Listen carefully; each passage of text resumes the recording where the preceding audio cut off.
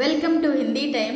ఈ రోజు మనం ఈ వీడియోలో స్పోకెన్ హిందీకి సంబంధించినవి కొన్ని వాక్యాలు వర్తమాన్ కాల్, భూతకాల్, భవిష్యత్ కాల్లో ఏ విధంగా పలుకుతామనేది నేర్చుకుందాం। ఓకేనా, స్టార్ట్ చేద్దామా।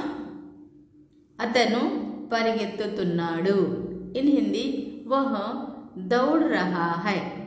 అతను అంటే వహ, పరిగెత్తుతున్నాడు అంటే దౌడ్ రహా హై।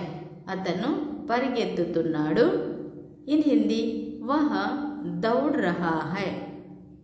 పరిగెత్తడం అంటే హిందీలో దౌడనా అంటారు, భాగ్నా అని కూడా అంటారు। ఓకే, అతను పరిగెత్తుతున్నాడు। ఇన్ హిందీ వహ దౌడ్ రహా హై।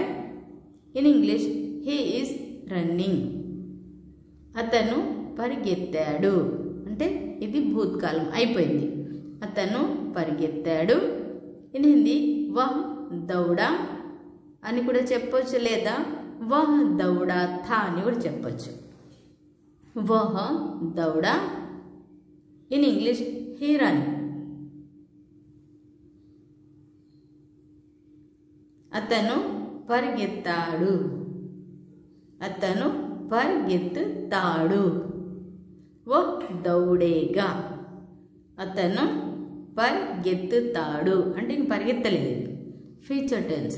అతను పరిగెత్తుతాడు। ఇన్ హిందీ వహ్ దౌడేగా। డేగా అనేది వస్తుంది, ఇది ఫ్యూచర్ టెన్స్। వహ్ దౌడేగా। In English he will run. వారు పరిగెత్తుతున్నారు। ఇన్ హిందీ వే దౌడ్ రహే హై। వారు అంటే వే, పరిగెత్తుతున్నాడు అంటే దౌడ్ రహే హై। వారు పరిగెత్తుతున్నాడు, వారు పరిగెత్తుతున్నారు। ఇన్ హిందీ వే దౌడ్ రహే హై।